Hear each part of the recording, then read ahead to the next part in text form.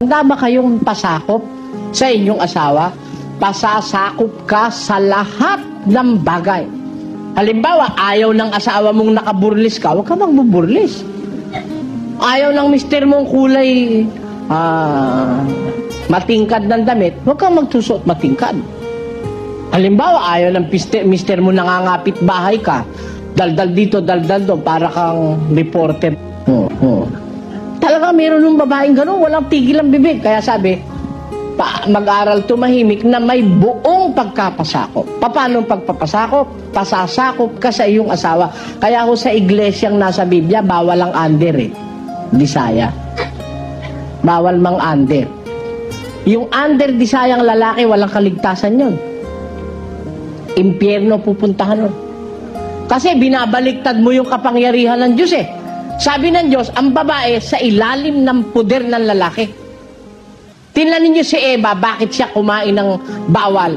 Kasi wala si Adan eh. Hindi man lang siya nagtanong muna kay Adan eh. Ang ginawa, kumain na.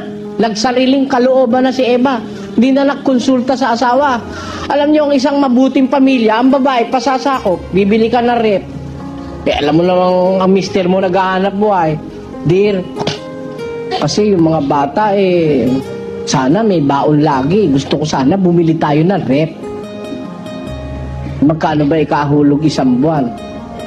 Eh, nagtanong ako, ang hulog 1,000 eh.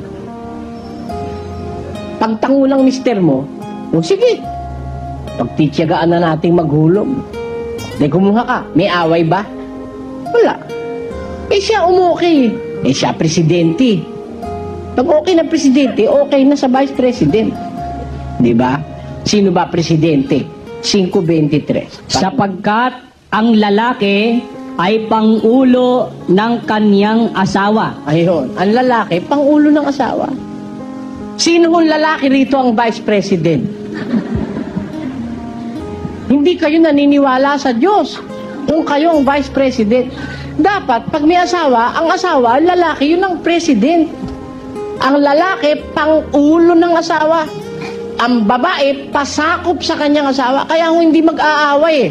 Pangulo ka, lalaki, nagpapasakop naman si babae. Dear, dadalaw lang ako kila ina nga, baka ako gabihin. Pagtango niya, sige, kamusta na lang kay inang? Pag ginabi ka, magagalit ba? Hindi. Baka malay mo, kung maganda pagsasama nyo, bakit siya, mamaya medyo kumukulimlim na araw, padilim na. Susunduin ka pa nun eh. Mahal ka niya eh. Susunduin ka pa. Walang away eh. Kaya lang nag-aaway kasi hindi ko lumalakad sa riles, tindan nyo yung tren. Pag nasa riles, may banggaan ba? Wala. Basta nasa riles ang tren. Pag nadiskaril yung isa, magbabanggaan. Pag nawala sa riles, may rilis po ang babae, may rilis din ang lalaki. Parehong makakalakad kayong smooth na hindi madidisgrasya ang kahit na sino. Eh ngayon, bakit may disgrasya? Na-disgrasya yung mga anak, napabayaan, naging drug addict. Napabayaan yung mga anak, naging sugarol, naging standby, naging palaboy na lansahan. Bakit? May hindi lumalakad sa rilis yung mag-asawa eh. Di ba ho yung dapat lalaki yung manguna sa pamilya? Paano ho yung inander sila ng kanilang asawa? Mali yun. Bawal ni Kristo sa babae mang-a-under sa lalaki. Sa unang Timoteo 2:11, pakinggan mo. Ang babae mag-aral na tumahimik na may pagpapasakop. Hindi ko ipinahihintulot na ang babae ay magturo o magkaroon ng pamumuno sa lalaki kundi tumahimik.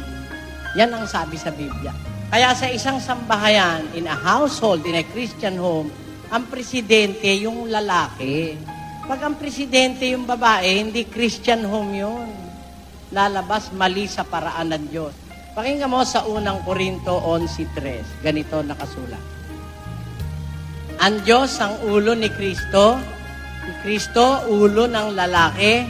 At ang lalaki, ulo ng babae. Ang bana, ulo ng asawa. Kaya, ano yun eh? It's a hierarchy of power.